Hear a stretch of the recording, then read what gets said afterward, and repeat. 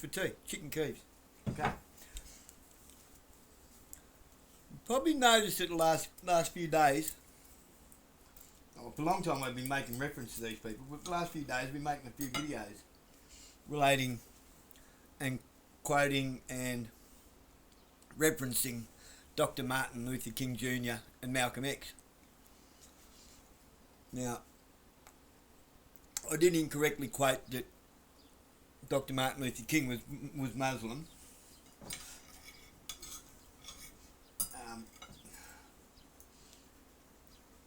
That was only a brain fart on my part. However, that said, like I said, go and watch I have a dream speech. Go watch any of his speeches. Look at how he packed places out with all people from all walks of life, all demographics, all creeds, nationalities. Right? Now, some of you should be saying, but Dr. Martin Luther King and Malcolm X were sworn enemies, weren't they? Didn't they not get along with something? No, absolutely wrong. Now we're going to watch this. I'll clean this off a bit. And I'm going to show you a movie you should watch that actually shows that it touches on it. And yes, I know it's got Will Smith in it. There's your hint. It touches on it. On how they were both loved and respected by the same communities. Everything your history teacher told you about Martin Luther King Jr. and Malcolm X was a lie. Designed to keep you weak, divided, and powerless. The truth died with them in 1965 and 1968, and that was exactly the plan. The FBI tried to blackmail King into ending his life. Malcolm X's convicted assassins were innocent, and the government knew it for 56 years. These aren't conspiracy theories. These are documented facts your textbooks deliberately left out, because if you understood who Malcolm and Martin really were and how close they came to uniting, you'd realize the entire story was designed to keep Black America from ever building real power. The peaceful dreamer versus the violent radical. Enemies fighting for opposite visions. This story was manufactured to make sure the most dangerous alliance in American history could never happen. Today, I'm exposing 6 lies that have kept us divided for 60 years. 1955. Emmett Till, a 14-year-old black boy from Chicago, was beaten and killed in Mississippi for allegedly whistling at a white woman. His killers were acquitted by an all-white jury in 67 minutes. A year later, Look magazine paid them $4,000 to confess. His mother held an open casket funeral. 50,000 people came. Jet magazine published the photos. Black America saw the truth, and something broke.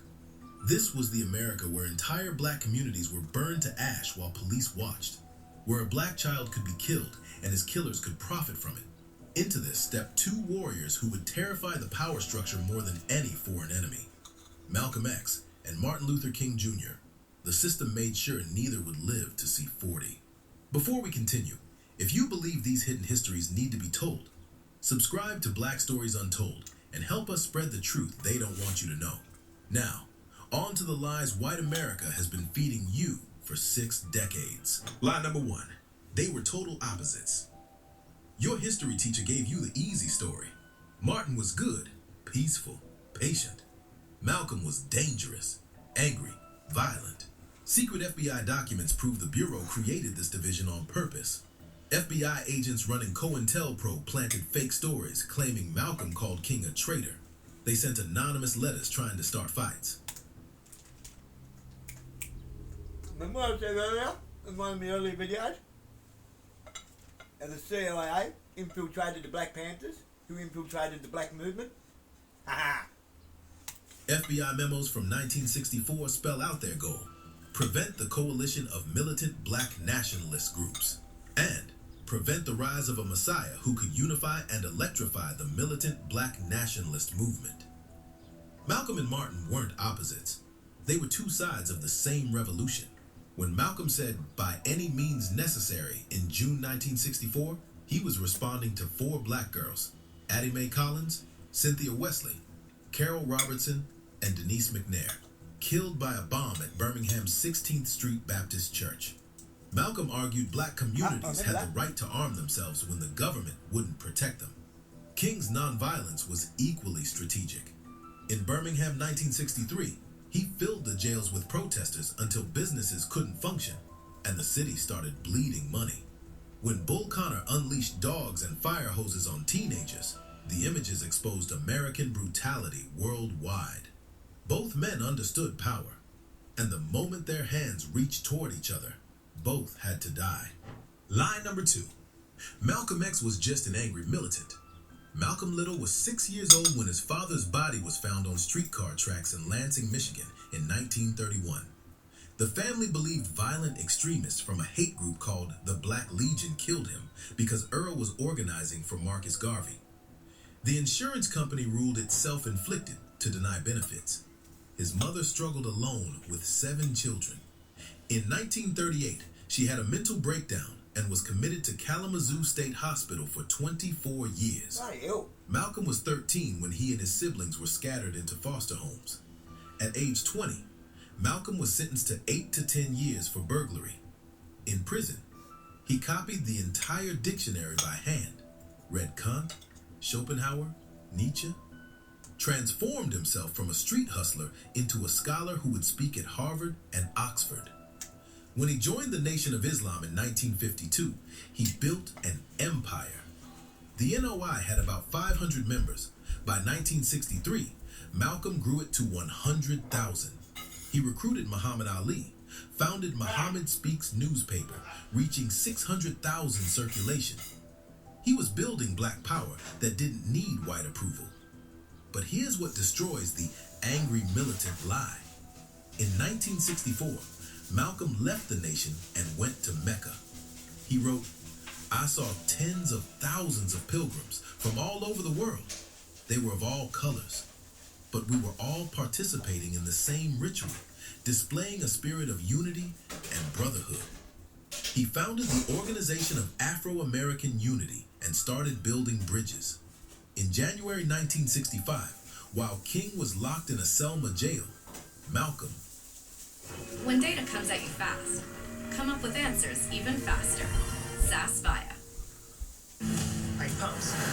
Some great memories at Eagle Farm Racetrack, especially in the Strabo Handicap. traveled to Selma. He met privately with Coretta Scott King and told her, "I want Dr. King to know that I didn't come to Selma to make his job difficult. I really did come thinking that I could make it easier. If the white people realize what the alternative is, perhaps they will be more willing to hear Dr. King." He told a gathering at a Congress of Racial Equality meeting, "We want freedom now, but we're not going to get it saying we shall overcome. We've got to fight to overcome." 3 weeks later, on February 21st, 1965, Malcolm was assassinated while giving a speech at the Audubon Ballroom in Harlem. But Malcolm wasn't the only revolutionary they were rewriting into a cartoon. Line number 3. Martin was just a peaceful dreamer. Born Michael King Jr. in Atlanta in 1929, Martin grew up watching his father challenge white authority from the pulpit. In December 1955, when Rosa Parks was arrested for refusing to give up her bus seat, the 26-year-old King helped organize what became a 381-day boycott of Montgomery's bus system. The black community made up 75% of bus ridership. They crippled the city's transportation revenue for more than a year. King and other organizers arranged carpools and coordinated rides, while the city arrested him and 88 others for conspiracy to interfere with a business. The boycott held. By December 1956, the Supreme Court ruled Alabama's bus segregation laws unconstitutional. They froze King in 1963 with "I Have a Dream" and hoped you'd never learn what came after. On April 4th, 1967, exactly 1 year before his assassination, King stood in Riverside Church in New York City and delivered "Beyond Vietnam," a time to break silence. He called the United States government the greatest purveyor of violence in the world today, and connected the dots between racism, capitalism, and militarism. He described how America was taking the black young men who had been crippled by our society and sending them 8,000 miles away to guarantee liberties in Southeast Asia which they had not found in southwest Georgia and East Harlem. He demanded America undergo a radical revolution of values and shift from a thing-oriented society to a person-oriented society. The backlash was instant and brutal. The Washington Post published an editorial titled "A Tragedy," saying King had diminished his usefulness to his cause, to his country, and to his people.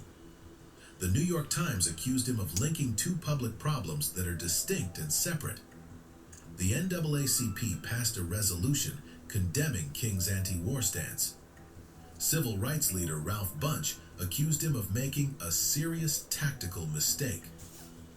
King lost allies, donations dried up, and the FBI marked him for destruction. But he pushed forward anyway.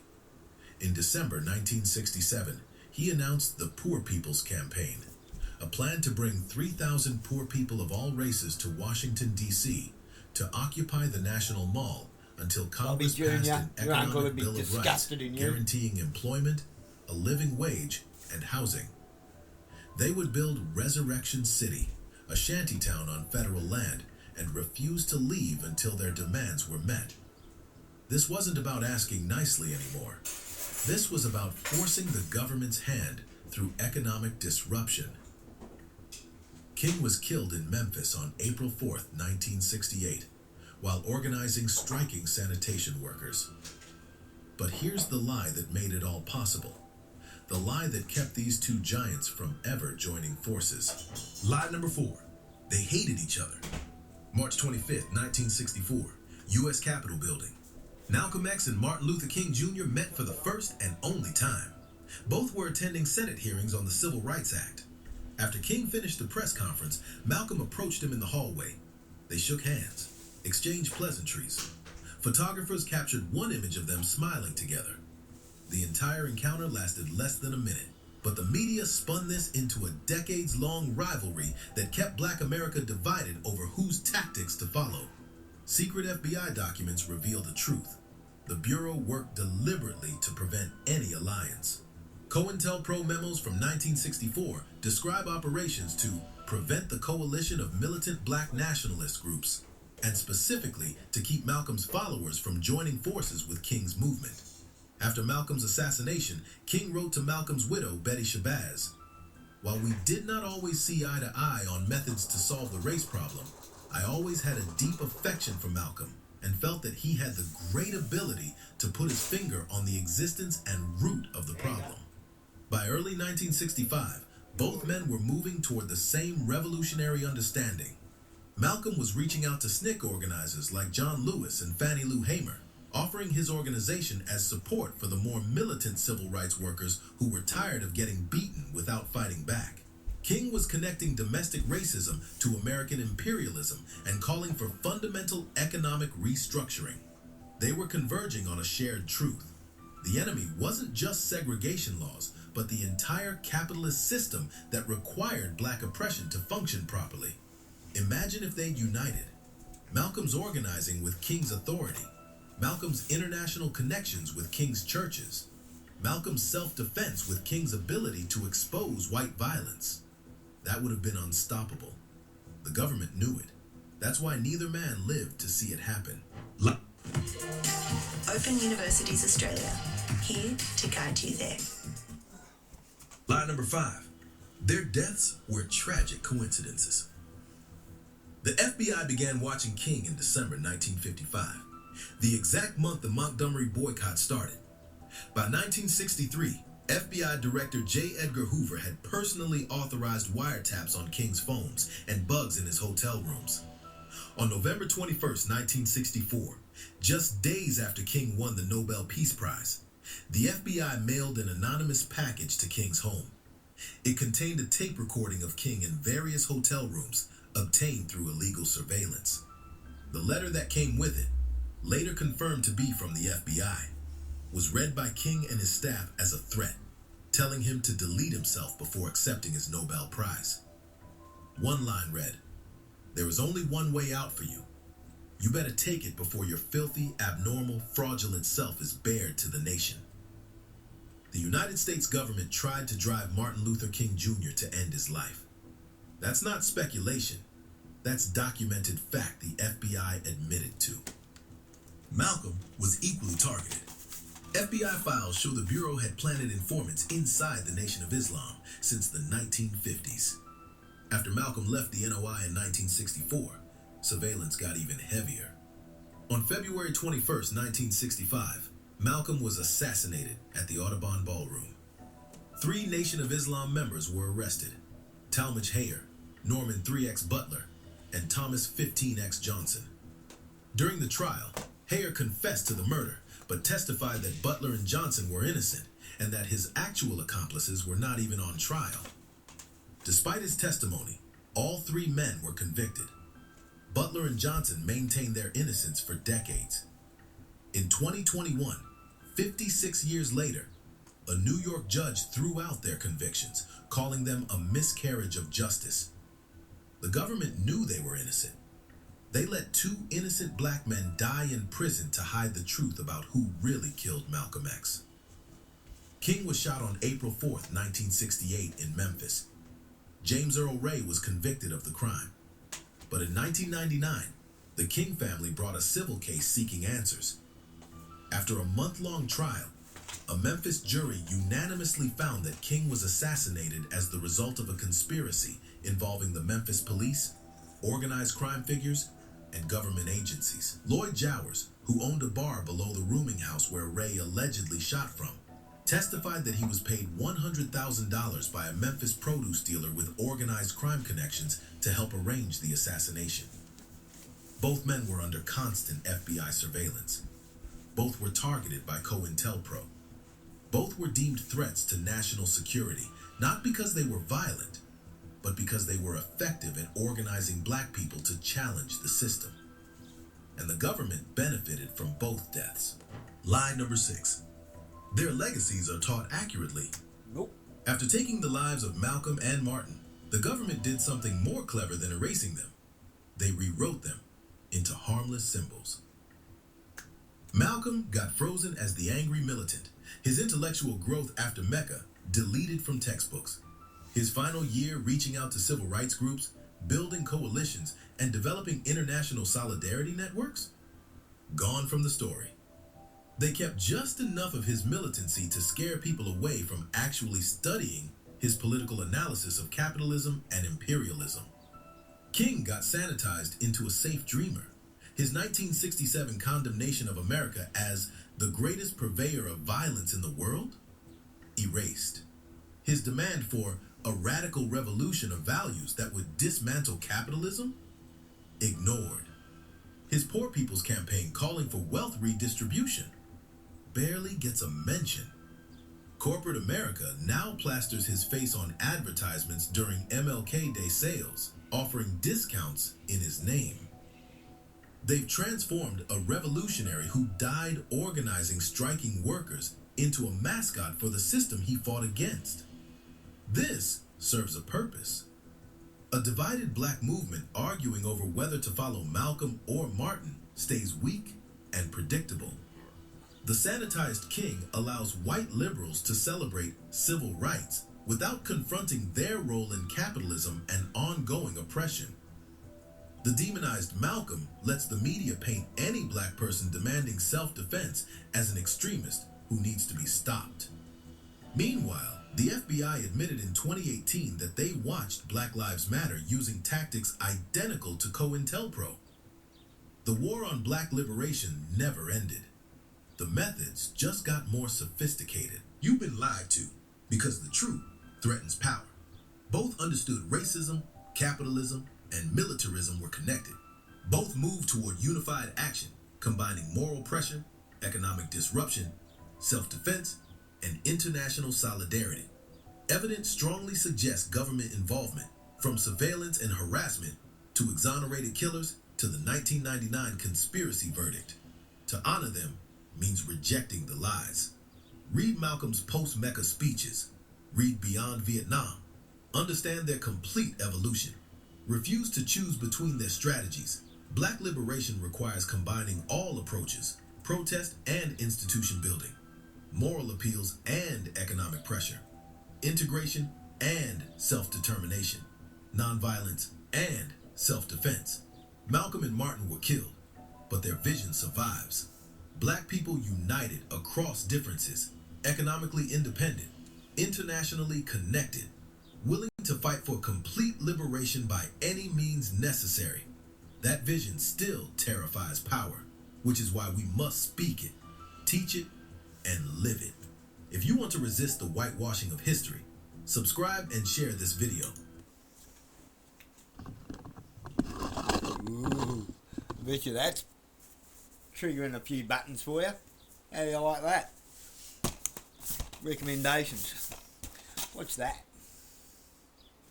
What?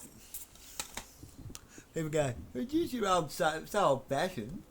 What? You DVDs and CDs and... What's that? I just spotted another one you should watch. Another couple here, another one here. Where are we?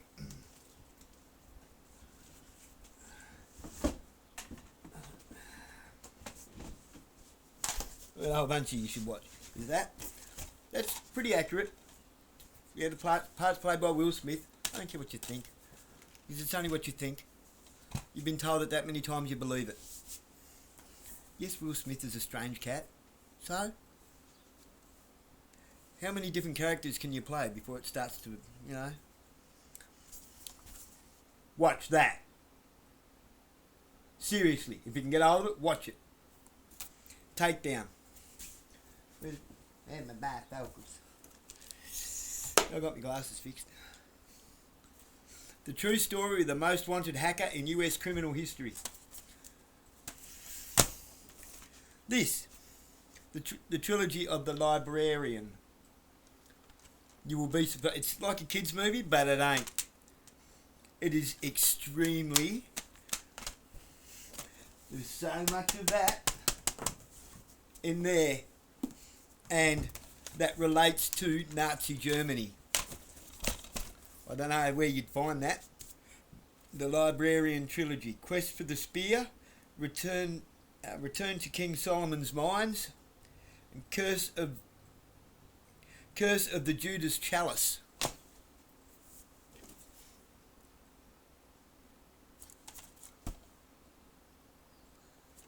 The Dark Crystal and the Labyrinth. The Dark Crystal is about the pilgrimage and the saving of the planet, basically overthrowing a corrupt government because we become split from our souls. Sins of the flesh versus the enlightened souls. The Labyrinth. The Labyrinth. With David Bowie in it. Quite deep. Watch it a few times and you'll start to twig on how it tells us how to fix all our problems. Now, a couple of others here. Old but futuristic. I'm quite sure Elon Musk has a great time watching that one. That's a AI robot in the movie. And the dude that is in love with it. Just Inception. With Leonardo DiCaprio in it. Definitely worth a watch. I found that for $2 somewhere, so I bought it. And it is good. Yes, it's science fiction. It's about messing with people's heads. What's Elon Musk doing? Messing with people's heads with chips in their heads. I'm starting to think Donald Trump's... I think he's got them all chipped up. To be honest. They've all got polarizers in their heads. It shows about how you hide a psyop within a psyop within a psyop, except in this, their dreams. And the future of prison, Fortress 1 and 2, with, what's his name, Christopher Lambert. The future of prison. That's a futuristic movie with a look at what prison could be, and it's looking like it's going that way. Now, if you want to know how much law changes and how much it relates to biblical scripture and so forth, geez, these are old.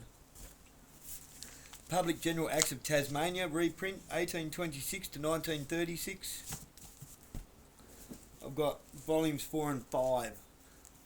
I'm endeavouring to get all of them at some point. It's got the Firearms Acts. It's got Explosives and Firearms to Limitation of Actions.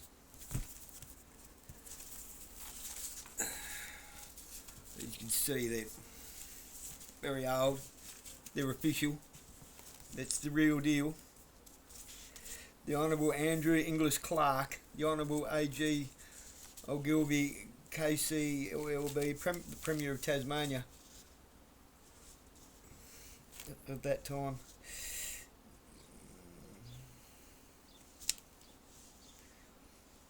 P.L. Griffiths, Solicitor General of the Tasmania and Chairman of the Editorial Board. Attorney General's Office, Hobart. I, Eric James Ogilvy, His Majesty's Attorney General for Tasmania. His Majesty's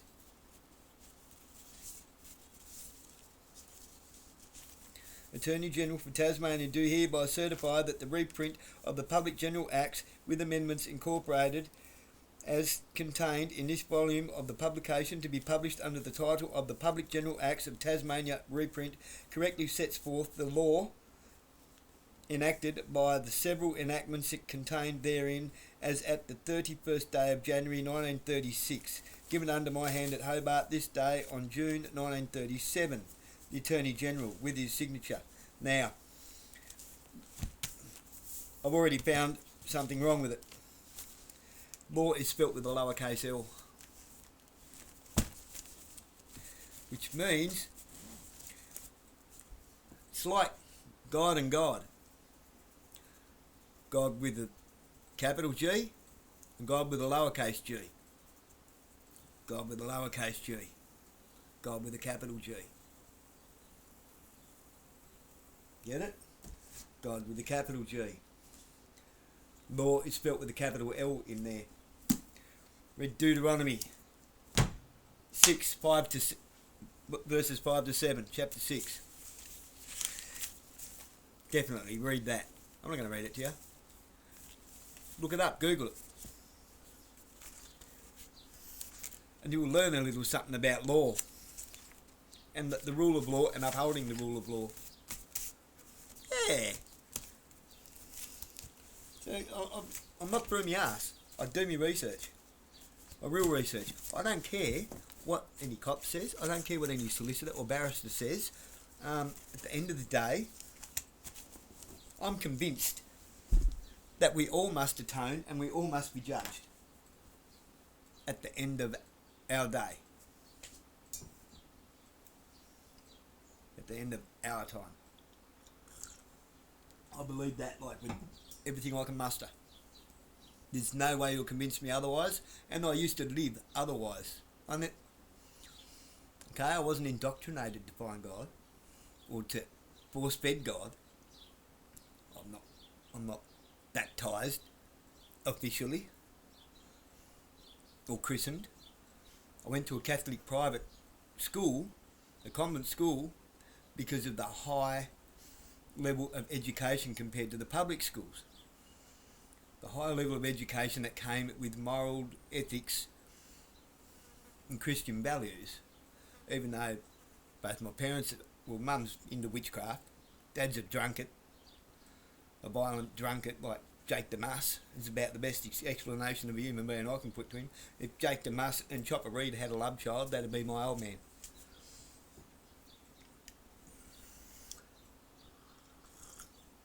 I've had nothing to do with them for decades. They don't know their grandkids. They've met them, don't know them. I don't want them anywhere near them.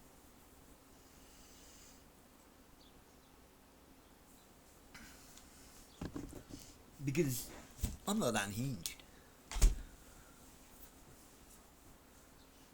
I've lived every walk of life you could think of to bring me to where I am today. Not self-righteous, humbled. There's a big difference between self-righteous and humbled. I have been humbled, like it or not. whether I liked it or not. I've been humbled. I've made a pact, an oath to God. I cannot go back on it. I can't go back on it. Even if I can't, I just can't. Why? Because that's what an oath should mean. An oath should mean to uphold and obey everything about that oath, not a promissory affirmation to the state, because they wishy-washy and fuck around and do whatever they like. Change it tomorrow and change it again the day after, and then change it back in 5 years' time when it suits them. That's not an oath. It's not worth spitting on. That's a handshake with your fingers crossed behind your back.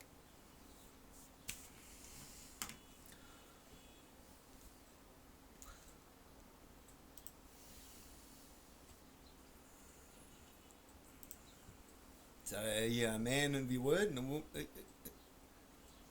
are you good for it? Or are you just making promises? Promises can be broken. You can't break an oath. You cannot go back on an oath.